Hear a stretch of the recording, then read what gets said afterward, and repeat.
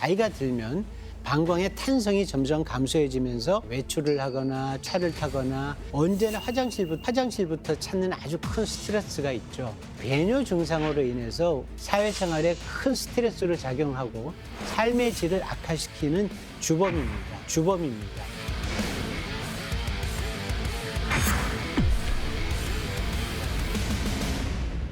안녕하세요. 경희대학교 비뇨의학과 이영래 교수입니다. 요로 감염이나 다른 질환이 없음에도 이게 중요합니다. 방광의 민감도가 증가돼서 갑자기 소변이 마렵고 참기 어려운 상태인 요졸박이 발생하고요.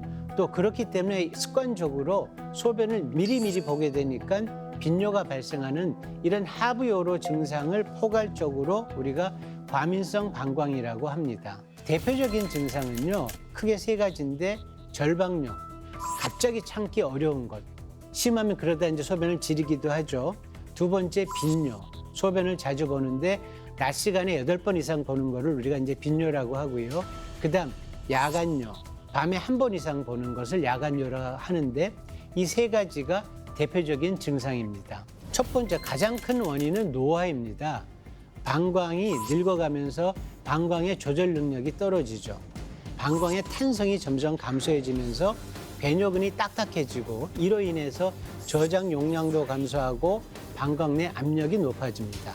두 번째는 스트레스, 불안, 긴장. 이건 아마 시청자분들께서도 가끔 이런 것 때문에 그 과민성 방광과 같은 증상을 느끼실 때가 있을 거고요. 여성분들에 있어서 폐경기가 되면 호르몬의 변화, 남성들은 전립선 비대증으로 인한 2차적인 변화, 척추질환, 뇌졸중, 당뇨병성 신경병증 같은 신경손상, 마지막으로 카페인, 알코올, 자극적인 음식 등이 원인입니다. 실제로 과민성 방광이 있어서 병원에 오는 사람들의 2배 정도의 저희가 환자가 있는 것으로 파악하고 있고요. 아마 이것은 심리적, 문화적 요인이 있고 또 과민성 방광이 나이가 들어서 오는 그냥 노화 현상이거니 또 아직도 우리나라에서 이렇게 소변 문제가 병원 가기 창피하다, 수치심을 느낀다. 또 하나는 비뇨기 질환에 대해서 정확한 정보가 부재해서 이런 증상이 있음에도 불구하고 병원을 찾지 않는 환자가 많을 거라고 생각을 합니다. 과민성 방광의 치료 방법은요, 크게 행동치료, 약물치료 2가지로 나눌 수 있습니다.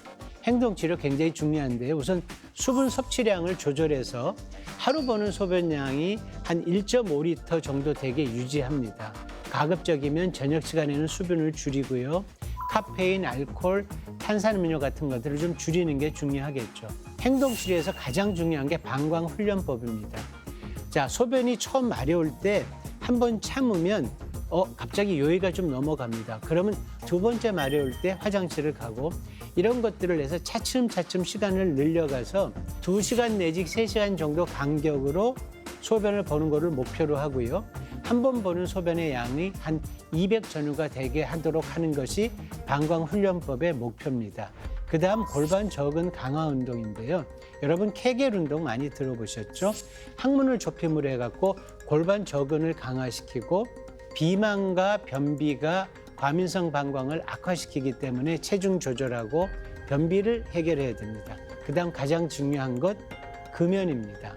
흡연 자체가 방광의 점막의 민감도를 증가시켜서 방광을 훨씬 더 자극시킵니다. 그렇기 때문에 과민성 방광이 있는 분들은 흡연을 하게 되면 훨씬 더 빈뇨의 빈도가 증가될 수 있습니다. 약물 치료는요, 배뇨근의 민감도를 저하시켜서 이렇게 갑자기 수축하는 것을 억제시키는 항무스카리닌 제제, 베타3 작용제 등이 있습니다. 마지막으로 여성들, 폐경이 있는 분들에 있어서는 우리가 여성 호르몬을 국소적으로 사용함으로 해서 방광 요도 점막을 안정화시킬 수 있습니다. 요실금은 본인의 의사와 무관하게 소변을 보는 것을 우리가 모두 요실금이라고 합니다. 그렇기 때문에 남녀노소 할 거 없이 누구한테나 발생할 수 있습니다. 여성은요, 남성하고 해부학적인 차이가 있습니다. 남자는 요도가 15 내지 20cm 정도 길면서 이렇게 S자 형태를 하고 있는데 반해서 여성은 요도가 3 내지 4cm 정도로 아주 짧고 곧습니다. 그리고 남성에 비해서 방광이나 하부 지지해주는 구조가 좀 약합니다. 그리고 여성이라면 필연적으로 임신과 출산을 겪게 되는데요. 출산 시 골반 저근이나 요도 관략근 신경 손상을 받을 위험성이 좀 높습니다. 그래서 자연분만이 많을수록 큰 아이를 낳을수록 이런 위험성이 좀 증가되고요. 폐경되면 여성 호르몬이 감소되죠. 그러면 방광과 요도 점막이 얇아지고 탄력성이 감소하고 이로 인해서 감각과 조절 능력이 떨어져서 요실금이 더 발생할 수 있습니다. 요실금은요, 크게 4가지 종류가 있는데요. 우리가 웃거나 뛰거나 기침하거나 줄넘기 할 때 복압이 증가될 때 소변이 찔끔하고 새는 거를 우리가 복압성 요실금이라고 하고요. 과민성 방광처럼 갑자기 소변이 마려워서 화장실 가는 사이에 실수하는 경우를 우리가 절박성 요실금, 복압성 요실금과 절박성 요실금을 같이 있는 환자들을 우리가 복합성 요실금, 전립선 비대증이 있거나 또 신경인성 방광이 있어서 방광이 제대로 소변을 밖으로 배출하지 못해서 그 한도가 넘쳐서 넘치는 경우, 이런 거를 우리가 인류성 요실금이라고 합니다. 요실금 치료는 크게 우리가 3가지로 나눌 수 있습니다. 비수술적 치료는 골반 저근을 강화하는 운동, 또 방광 훈련, 생활 습관 교정 등이 있을 수 있고요. 약물 치료로는 항무스카린제, 베타3 작용제, 또 여성에 있어서는 국소 에스트로겐, 복압성 요실금이 있는 환자들에 있어서는 수술적 치료가 굉장히 중요한데요.